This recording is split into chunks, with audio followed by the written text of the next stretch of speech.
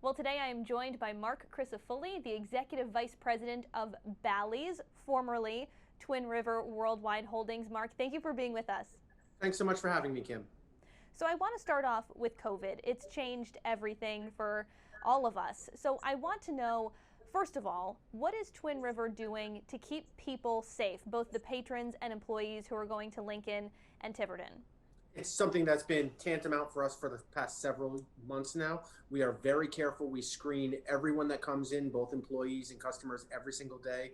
We have rigid mask wearing requirements where the cleaning is over the top. We touch every surface every 6 hours plus. We religiously adhere to social distancing and spacing, and we think we're a very safe environment. You know, you think about Twin River and Lincoln, we have 500,000 square feet of space. So people are really able to maintain their distance. The governor announced recently a new suggested curfew for people to stay home from 10 at night until 5 in the morning, but Twin River is typically a 24-hour operation. So how has this changed things for the casinos?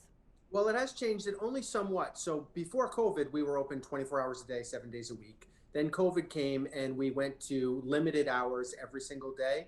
About 2 months or so ago, we were able to go to 24 hours on the weekends. Since the governor announced the advisory, we've scaled back our hours. So depending upon the day, we're generally open from 6 to 8 a.m. in the morning to 9:30 to 10:30 at night, depending upon the day. How have these changes, the complete shutdown of the casino from March until June, and the changes of the hours of operation, how have these impacted the revenue, the casino's bottom line? Oh, it's been very hard. You know, Rhode Island in particular, we're fortunate that we have a portfolio of casinos around the country, and other parts of the country are doing better. But Rhode Island has been a real challenge. It's been a challenge for the company. It's been a challenge for the state, which is a major partner of ours, and for our employees.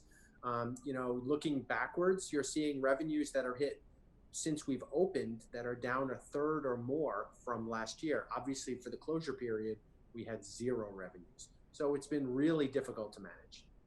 Can you compare this year to last year revenue-wise? I mean, how big of a hit was this?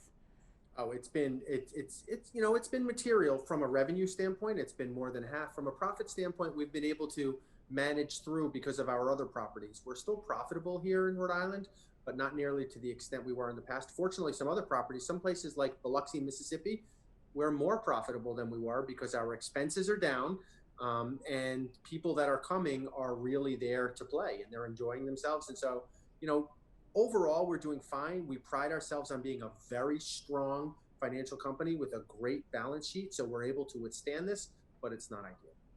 Yeah, I wanted to talk to you about those other properties. I was looking at the website earlier, and in the third quarter report, the company is now poised to operate 14 casinos in 10 different states.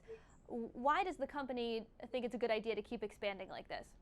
Well, a number of reasons. No, first of all, diversification. Second, it's a really good time to be buying right now. And we've emerged as the best buyer of casino properties in the country because we don't have a lot of debt. We have very strong financial performance. We have a good management team that knows how to take these properties over and improve them. And we thought it was important as the company grows up, we're now trading on the New York Stock Exchange, to have a national approach. We can be one of the strongest regional casino operators in the country. It's also important for us to continue to secure rights to do sports betting and online gaming, internet gaming around the country. We think that's an emerging trend. It's got potential significant growth, and we want to make sure we participate in that market. And you can only do it by expanding. Yeah, sports betting, online gaming, has that been a cushion when people couldn't physically go into the casino? It has in some markets, no question about it. We weren't able to take advantage of it looking backwards as much as we would have liked. Going forward, we certainly will.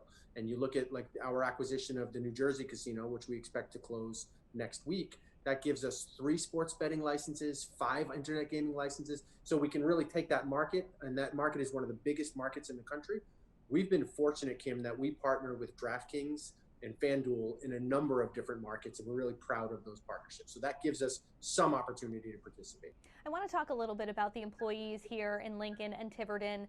There were some layoffs earlier this year. About 1,300 people were laid off.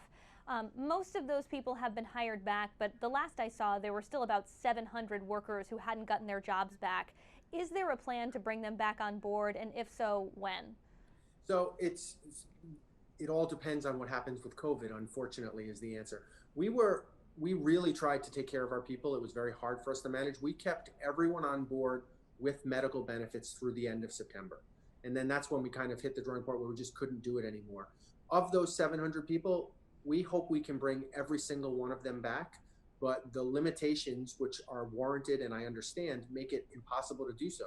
Our hotels aren't open. Only some of our restaurants open to limited hours. We have limited capacity issues. So we just can't, we just don't have the opportunity to bring all those people back. We hope with the emergence of a vaccine, hopefully we get back to normal operating conditions and we can bring all of those people back and hopefully more. We've heard and reported on some concerns from casino employees about safety precautions, about the spread of coronavirus. Can you tell us how many Twin River employees have tested positive for COVID since the casinos reopened? So we're not going to discuss any particular number. We're really proud of the environment we've offered to our people and the way we've been able to manage this since we've opened back in June. And we're really pleased that we haven't had any kind of spread. We're very safe. We follow all the state protocols, and we're very confident in the environment we offer to our people. Unfortunately, some of the complaints we do get from our employees are because we are complying with some of the requirements, like not having a break room, not having some of the other amenities that they're used to having. We just simply aren't allowed to offer them. Why choose not to disclose how many employees have tested positive? You know, I think a lot of folks would feel a little bit better if they had a sense of how many folks are getting sick inside of such a public, large space. Yeah, it's just something we've chosen not to do. We don't get into individual records. There's been no issue that's worthy of a public disclosure. We haven't had to close at any time. We follow all of the state protocols. It's no different than going to your grocery store or somewhere else. The grocery store doesn't post on the front door whether it had one person that tested that week or not.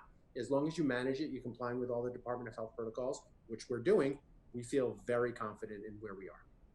I want to ask about the Ballys acquisition. Obviously, your title has changed because of it. So when can we expect the signs to change at Twin River, or is the name going to stick? So we haven't decided that yet. Obviously, it's an important purchase for us, and a big vision for us is to unify all of our properties, or at least most of our properties, and our internet online sports betting operations all under the Bally brand. It's a very powerful brand that's synonymous with gaming and is recognized around the country. It'll take us a few months to think through how we're going to handle all of the properties because we want to make sure we do it right. So is it possible that in a few months' time people could be going to Bally's in Tiverton, Bally's in Lincoln? It absolutely is. What is next for Twin River? We are continuing to work very aggressively. There are two parts to our core strategy. So the first is to continue to expand geographically. And the second is for us to really ramp up our activities around sports betting and iGaming.